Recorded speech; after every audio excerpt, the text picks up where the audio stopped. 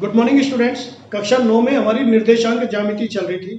निर्देशांक ज्यामिति में हमने आपको ये बताया था कि एक महान गणितज्ञ जिनकी प्रवृत्ति थोड़ी आलसी प्रवृत्ति थी, लेटे लेटे उन्होंने छत पर किसी बिंदु को देखा और उसकी स्थिति का निर्धारण करने के लिए उनके दिमाग में एक कल्पना आई और उस कल्पना को उन्होंने इम्प्लीमेंट करते हुए गणित में लांबिक रेखाओं द्वारा किसी भी बिंदु की किसी तल में स्थिति को स्पष्ट किया और जो आगे चल करके बढ़ गई गणित की एक शाखा जिसका नाम रहा निर्देशांक ज्यामिति।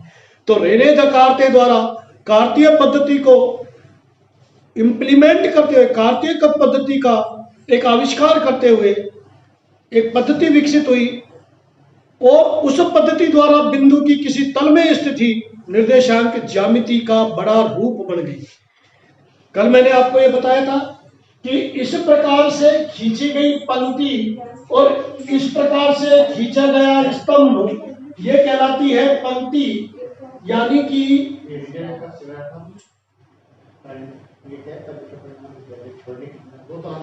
क्षैतिज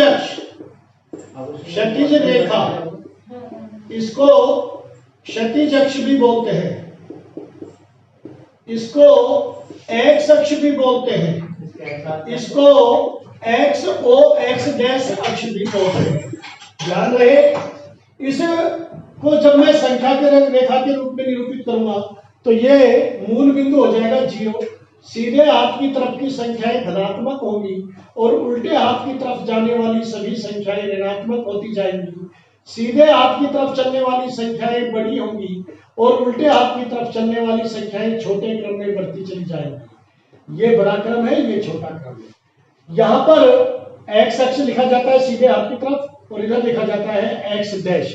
एक्स डैश की संख्याएं मूल बिंदु से एक्स डैश की तरफ ऋणात्मक होती है, जबकि मूल बिंदु से एक्स की तरफ की संख्याएं धनात्मक होती है। ठीक इसी प्रकार खड़ी रेखा जिसको हम कहते हैं स्तंभ,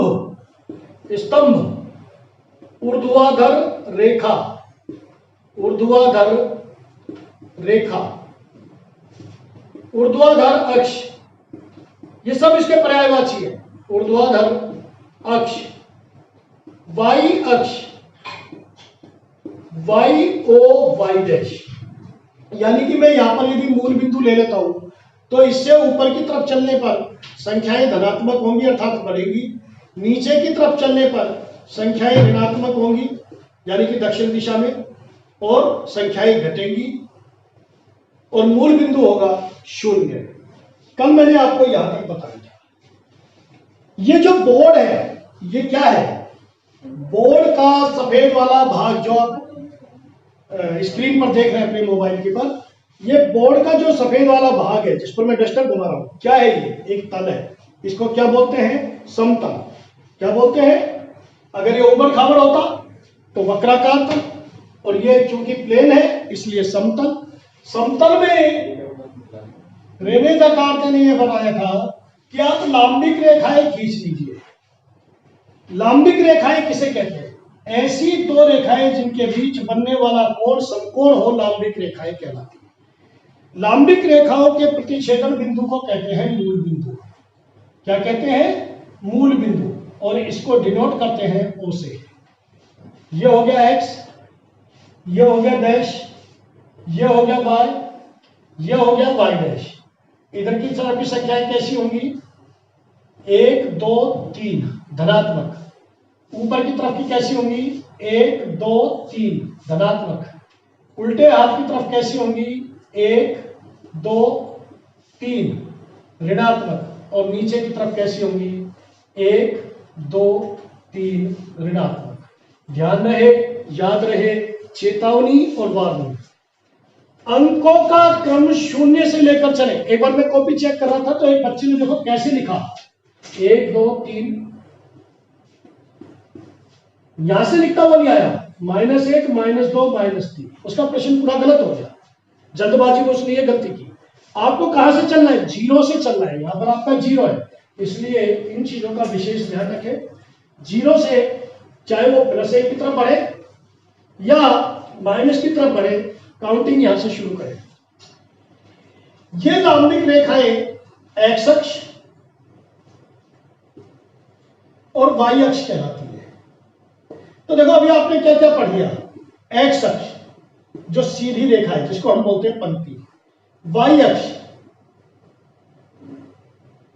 इसको एक्स ओ एक्स डैश भी कहते हैं, इसको वाई ओ वाई डैश भी कहते हैं। मूल बिंदु यानी कि ओ, और मूल बिंदु के निर्देशांक होते हैं 0 0। यहां पर एक्स अक्ष भी 0 पर है और वाई अक्ष भी 0 पर है। इन लंबिक रेखाओं ने इस बोर्ड को कितने भागों में बांटा? 4, 1 2 3 4। ये चारों कहलाएंगे, एक का चौथाई हिस्सा कहलाता है चतुर्थांश, ये कहलाएगा प्रथम चतुर्थांश। आप इसमें कोई नाम नहीं बदल सकते, ये आपके पास छूट नहीं है, प्रथम चतुर्थांश यही रहेगा, एक्स का प्लस और वाई का प्लस, इसमें आप कुछ नहीं कर सकते। आप कहेंगे कि सर मैं तो ये कहूंगा सूरज को मैं चांद बोलूंगा तो लोग आपको मूर्ख कहेंगे, आपको पागल कहेंगे। आप सूरज को चांद कैसे कह सकते हैं? जब एक बार नाम डिसाइड हो गया कि ये सूर्य है और ये चंद्रमा है, तो अब आपको सूर्य को सूर्य और चंद्रमा को चंद्रमा ही मानना पड़ेगा। ठीक इसी प्रकार गणित में ये डिसाइड हो चुका है कि लंबिक रेखाओं द्वारा बने चारों अंशों को, चारों चतुर्थांशों में ये पहला चतुर्थांश है, राइट हैंड साइड की तरफ ऊपर वाला, जहां पर एक्स भी प्लस का होगा और वाई भी प्लस का। ये द्वितीय चतुर्थांश है, द्वितीय चतुर्थांश। यहां पर x प्लस का रहेंगे, y प्लस का रहेगा, इधर x कैसा रहेगा माइनस का और y कैसा रहेगा प्लस का। ये तृतीय चतुर्थांश है, तृतीय चतुर्थांश। यहां पर माइनस, ये भी माइनस, और ये चतुर्थ चतुर्थांश है, चतुर्थ चतुर्थांश। इनको प्रथम पाद, द्वितीय पाद, तृतीय पाद और चतुर्थ पाद भी बोलते हैं, राइट। यह है मूल बिंदु, और मूल बिंदु के निर्देशांक होते हैं 0 0। तो लंबिक रेखाओं द्वारा हमें क्या मिला? एक्स अक्ष, वाई अक्ष, मूल बिंदु, चारों चतुर्थांश, चारों चतुर्थांश, और इसके अलावा कुछ नहीं, बस चारों चतुर्थांश। ये सब मिलकर कार्तीय तल कहलाता है। अब ये कार्तीय तल है, तो कार्तीय तल में क्या हुआ? एक्स अक्ष, वाई अक्ष, चारों चतुर्थांश और मूल बिंदु से व्यवस्थित तल, सुसज्जित तल कार्तीय तल कहलाता है। और इससे किसी बिंदु की स्थिति का निर्धारण करने की पद्धति कार्तीय पद्धति कहलाती है, और उसकी खोज की थी गणितज्ञ रेने दकार्ते। अब मैं आपसे कहता हूं कि बताइए यह बिंदु कहां पर है? 3 4। आप कहां जाएंगे?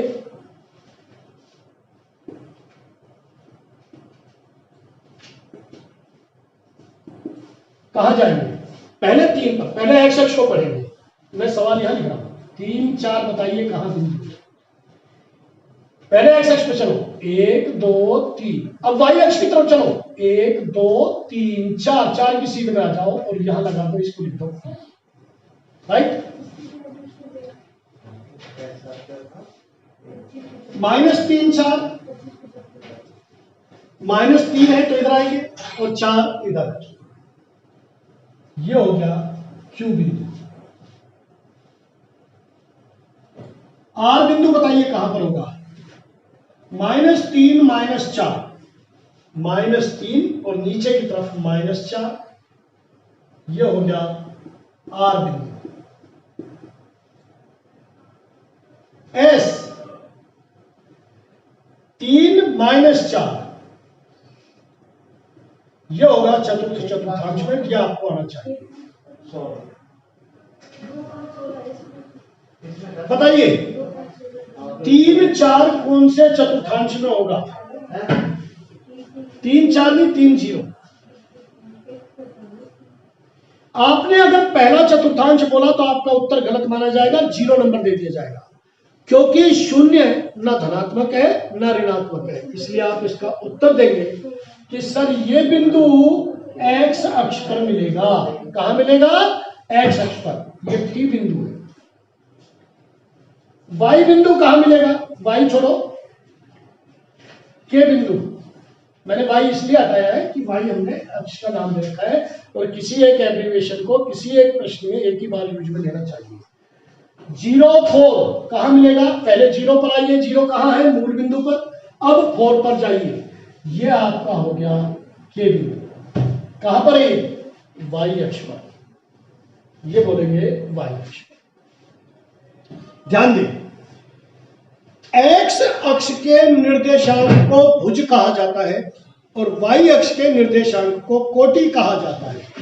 इसमें भुज बोलो 3, इसमें भुज बोलो -3, इसमें भुज बोलो -3, इसमें भुज बोलो 3, इसमें कोटि 4, कोटि 4, कोटि -4, कोटि -4। X अक्ष का जो निर्देशांक है उसको भुज और Y अक्ष के निर्देशांक को कोटि कहा जाता है। मूल बिंदु का निर्देशांक 0, 0 होता है। ये मोस्ट क्वेश्चन है इस प्रश्नावली का, 1 नंबर का आता है। अगर किसी बिंदु के निर्देशांक 3, 4 और 4, 3 है, इन्हीं दो बिंदुओं के, क्या ये एक ही बिंदु है या अलग अलग है? ये दोनों बिंदु अलग अलग हैं, क्योंकि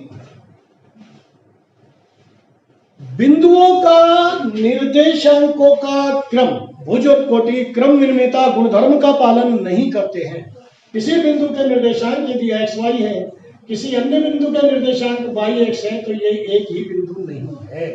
नंबर 1 और मोस्ट क्वेश्चन, बहुत ही मोस्ट इंपॉर्टेंट, बताइए 3, 4 की, 3, 4 बिंदु की, ये 3, 4 है, x अक्ष से दूरी कितनी है? Most important question.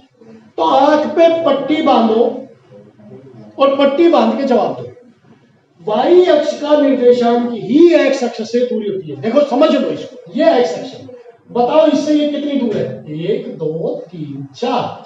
तो जो Y अक्ष का निर्देशांक होता है वही x अक्ष से दूरी होती है, बस ये ध्यान रखना है।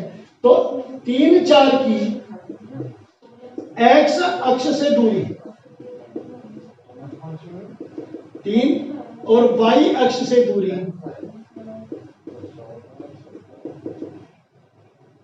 सॉरी, x अक्ष से दूरी 4 और y अक्ष से दूरी 3 है। इन चीजों का ध्यान रखेंगे। तो क्या क्या ध्यान रखेंगे? भुज क्या है, कोटि क्या है, कार्तीय तल क्या है, मूल बिंदु के निर्देशांक क्या है, कार्तीय पद्धति क्या है, कार्तीय पद्धति की खोज किसने की, क्या क्रम विनिमयता गुणधर्म का पालन करते हैं, क्या क्रमित युग्म होते हैं, और x अक्ष और y अक्ष से दूरी क्या होती है, और कार्तीय तल की परिभाषा क्या होता है। Now it is over for today. आज हमारी निर्देशांक ज्यामिति कंप्लीट हुई। कल मैं डाउट क्लास में कुछ क्वेश्चंस लेकर आऊंगा और समझाऊंगा। कल हमारी प्रश्नावली 3 कंप्लीट हो जाएगी। Thank you very much.